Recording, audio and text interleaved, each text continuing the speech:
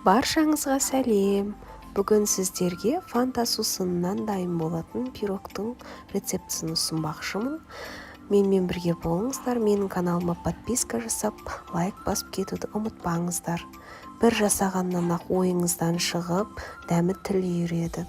Көтеріңкі әрі балғын боп шығады.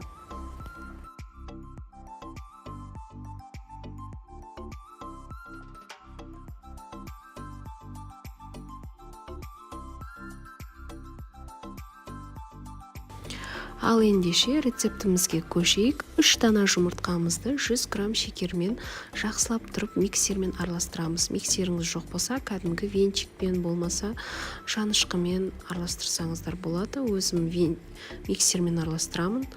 Әуелі ең азынан, одан кейін ең жоғарғысына дейін көтеріңкіреп араластырамын.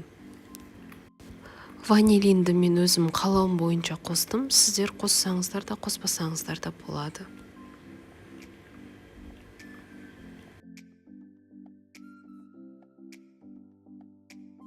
Бұл пирогта ең маңызды рөл атқаратын бұл біздің фанта сусынымыз. Сондықтан да фанта сусынның дәлме-дәл өлшеніп салынуы тиіс. Яғни пирогқа біз 180 мл фанта сусынын құюымыз керек. Және де сұйық майымыз да 120-130 мл аралығында болуы тиіс. Ал енді фантамыз бен сұйық майымызды құйып, миксерлеп, жақсылап тұрып араластырамыз.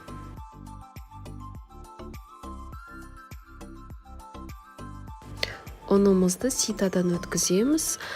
7 грамм қопсытқышпен араластырып, ұнымызды 2-3 бөлікке бөліп, массамызға қосамыз, жақсылап араластырамыз. Оның қоюлығы орташа болуы керек.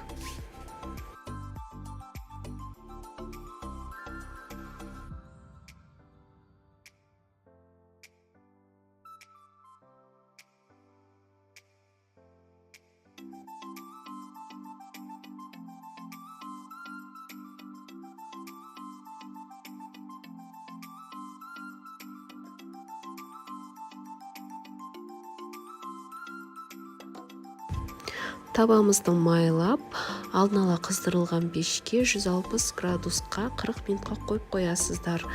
Негізі градусы өзіңіздің духовкаңызға байланысты. Тым қатты ыстық болса, асты немесе үсті күйіп кетпесін, қараңқырап тұрсаңыздар да болады. Менікі 160 градуста, ол орташа болып есептелінеді. Мен оформлениясына алмалар турап қойдым. Сіздер турамасаңыздар да немесе басқа жемісті турап салсаңыздар болады. Одан соң сахарный пудраны септім. Мінеки осымен пирогымыз дайын. Осы рецептімен жасасаңыздар, бірден көңіліңізден шығады. Менің каналыма подписка жасап, лайк басып, комментарий қалдырып кетіңіздер.